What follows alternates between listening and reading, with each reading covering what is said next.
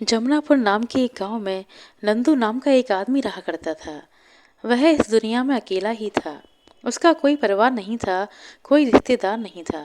वह गांव में ही छोटा मोटा काम करके अपना गुजारा किया करता था। जब कभी मन करता तो काम करता, वरना आराम ही करता था। गांव के लोग भी हैरान थे कि आखिर उसकी गुजर बसर कैसे चलती है, परंतु असल बात किसी को नहीं मालूम थी। और असल बात यह थी कि नंदू एक चोर था। वह रात के अंधेरे में निकलता और आसपास के गांव में जाकर छोटी मोटी चोरियां करता रहता।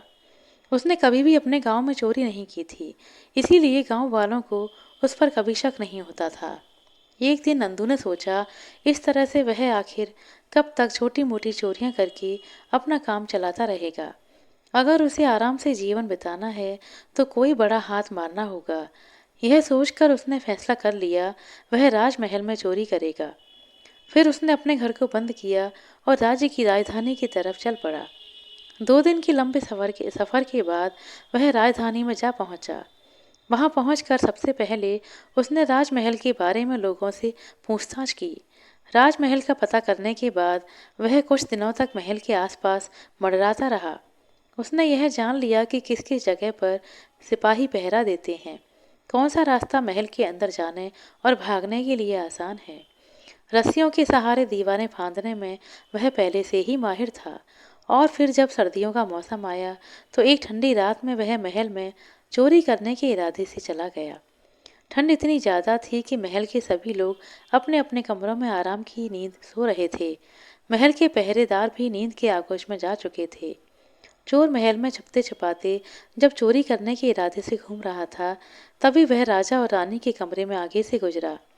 कमरे से राजा और रानी की बातें करने की आवाजें आ रही थीं। नंदू चोर वहीं पर रुक गया और कान लगाकर उनकी बातें सुनने लगा। राजा अपनी पत्नी से कह रहा था कि हमारी एक ही बेटी है और मेरी इच्छा है कि मैं अपनी बेटी की शादी किसी राजघराने में नहीं, बल्कि ऐसे आदमी से करूं जो ईश्वर में विश्वास रखने वाला, नेक दिल और दयावान इंसान हो। वह हमेशा लोगों की भलाई के काम करता हो, जिसे इस दीन दुनिया की दौलत से कोई सरोकार ना हो। वह लोगों के दुख दर्द में शरीक होता हो और किसी को तकलीफ ना पहुंचाता हो। राजा अपनी पत्नी से यह सारी बातें कर ही रहा था और दूसरी तरफ नंदू चोर कान लगाकर सारी बातें सुन रहा था। इसी दौरान नंदू के दिमाग में एक विचार आया, क्यों ना मैं कोई ऐसा तरीका अपनाऊं कि राजा अपनी बेटी की शादी मेरे साथ कर दे। मैं यह सारी बातें जान ही चुका हूँ कि राजा को अपने दामाद में क्या क्या खूबियाँ चाहिए। नंदू वहां से चोरी किए बिना ही निकल गया और अपने ठिकाने पर पहुंचकर एक योजना बनाने लगा। उसने सोचा, क्यों ना मैं रूप बदल कर एक बहरूपिया बन जाऊं और कुछ ऐसा वेश धारण करूं जिससे मुझे राजा की बेटी से शादी करने में आसानी रहे। कुछ ऐसा नाटक रचना होगा कि मैं राजा की सभी शर्तों पर खरा उतरूं और राजा स्वयं अपनी मर्जी से अपनी बेटी की शादी मेरे साथ करवा दे।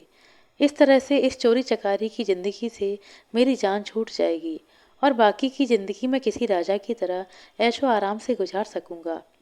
उस रात नंदू को नींद ना आई।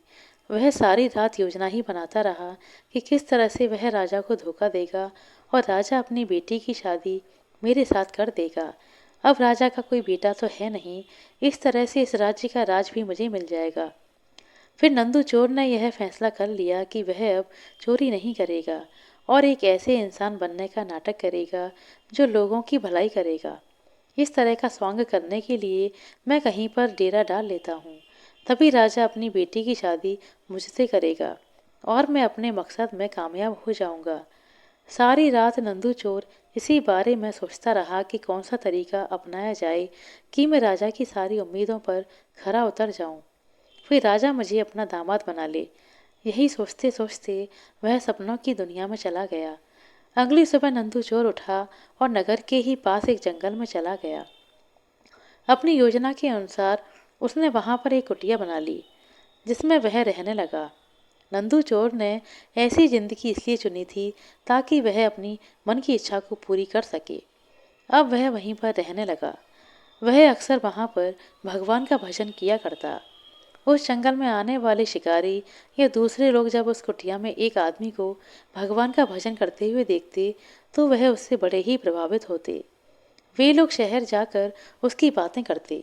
इस तरह से धीरे धीरे उस चोर की ख्याति पूरे नगर में फैलने लगी।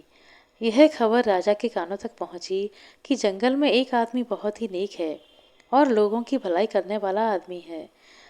वह वहां से आने जाने वाले लोगों को पानी पिलाता है और भूखों को भोजन भी खिलाता है। वह दुनिया वालों से दूर अपनी अलग ही दुनिया बसाकर बैठा है। राजा ने अपने कुछ सिपाहियों को उस आदमी की खबर लेने के लिए भेजा। सिपाही जब लौटकर आए तो उन्होंने राजा को सारी बात बताई और वे कहने लगी कि उस कुटिया में मौजूद जो आदमी है वह हर समय भगवान की भक्ति में लगा रहता है। आने जाने वाले मुसाफिरों को खाना खिलाता है, पानी पिलाता है और उनकी सेवा भी करता है। राजा ने जब यह सारी बातें सुनी तो वह अपनी पत्नी के पास पहुंचा और उसे बताने लगा कि नगर के पास मौजूद जंगल में एक ऐसा आदमी रहता है जो बहुत ही नेक है और लोगों की भलाई करने वाला है। वह मेरी उम्मीदों पर पूरा खरा उतर रहा है। मुझे ऐसे ही दामाद की तलाश थी जिसे मैं अपना दामाद बना सकूं। रानी ने कहा, अगर ऐसा आदमी मिल ही गया है तो आप देर ना करें। कहीं ऐसा ना हो कि वह आदमी कहीं दूसरी जगह चला जाए। आप यह सुनहरा मौका हाथों से ना जाने दें। अपना संदेशा जल्द से जल्द उस आदमी तक पहुंचा दें। अगले दिन राजा ने अपने मंत्री को बुलाया। मंत्री को अपनी इच्छा बताते हुए राजा ने कहा, मंत्री जी, मैं चाहता हूँ कि मेरी बेटी की शादी किसी ऐसे आदमी से की जाए जो बहुत ही नेक और लोगों की भलाई करने वाला हो और वह ईश्वर की भक्ति भी करता हो, साथ ही लोगों की सेवा करने की भावना भी हो, क्योंकि मेरे बाद मेरे राज्य की प्रजा की सेवा भी वही करेगा। आप ईश्वर की कृपा देखिए, मुझे एक ऐसा आदमी मिल ही गया। वह नगर के बाहर जंगल में कुटिया बनाकर रहता है।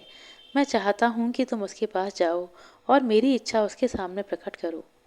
राजा का आदेश पाकर मंत्री जंगल की तरफ रवाना हो गया।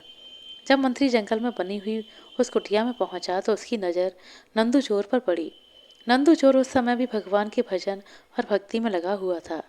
मंत्री काफी देर तक उसे देखता रहा कि वह किस तरह से भगवान की भक्ति में लीन है। बहुत देर के बाद चोर ने मंत्री से वहां पर आने का कारण पूछा। मंत्री ने कहा, मैं आपके पास राजा का एक संदेशा लेकर आया हूँ। हमारे महाराज की एक बेटी है जिसकी शादी वह किसी ऐसे व्यक्ति से करना चाहते हैं जो नेक दिल हो, दूसरों की भलाई करने वाला हो और ईश्वर की भक्ति में विश्वास रखता हो। इसीलिए जब राजा ने आपके बारे में सुना तो मुझे आपके पास भेजा ताकि आप राजा की बेटी से शादी कर लें। नंदू चोर जब यह सुना तो कुछ देर के लिए वह चुप हो गया। असल बात तो यह थी कि चोर ने यह रूप इसलिए बना रखा था, वह दिन रात ईश्वर की भक्ति में इसीलिए लगा था और दूसरों की भलाई और नेकी इसीलिए करता था ताकि उसकी इच्छा पूरी हो सके।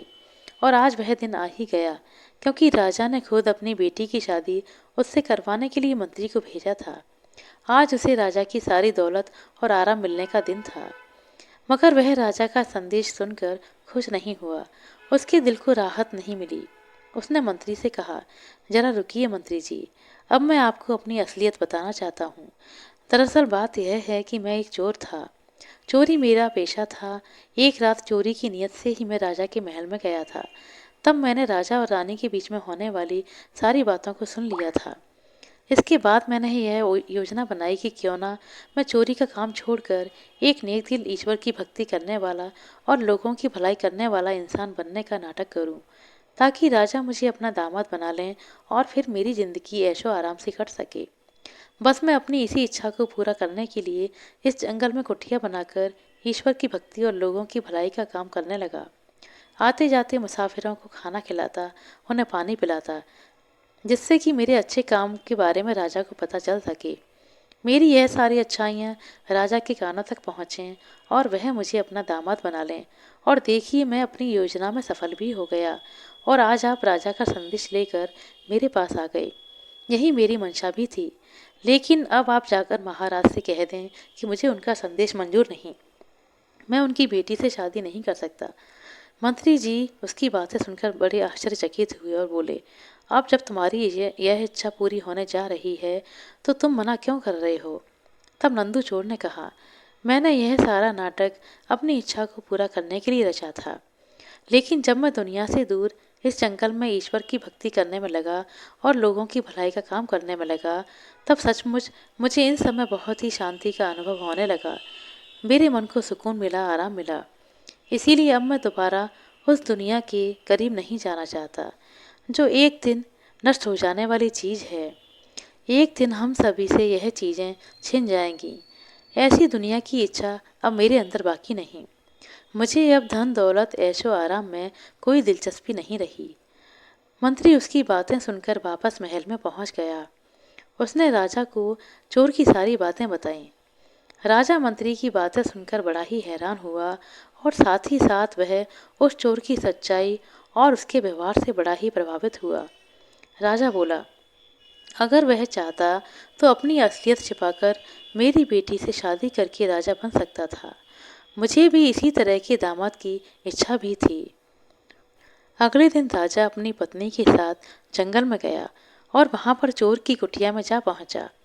कुटिया में पहुंचकर राजा ने कहा, तुमने जो मेरी बातें सुनी थीं वह बिल्कुल सच्ची थीं।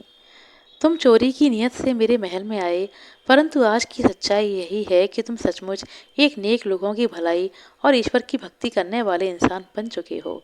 मुझे ऐसे ही दामाद की तलाश थी।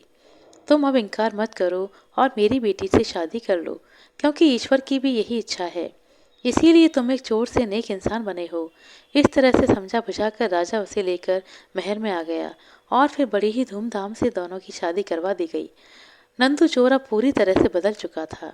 वह राजमहल में आने के बाद भी भक्ति करता, लोगों की भलाई करता और सचमुच वह एक बहुत ही अच्छा राजा साबित हुआ, क्योंकि वह हमेशा अपनी प्रजा की भलाई के कार्य में लगा रहता और प्रजा भी ऐसा दयालु और भला राजा पाकर बहुत ही खुश थी।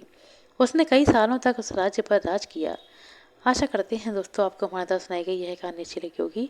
कहानी अच्छी लगी हो तो कृपया लाइक कर दें, शेयर कर दें। चैनल पर नए हैं तो सब्सक्राइब कर लें। अपना कीमती समय देने के लिए बहुत बहुत धन्यवाद। मिलते हैं अगली वीडियो में, तब तक के लिए नमस्कार।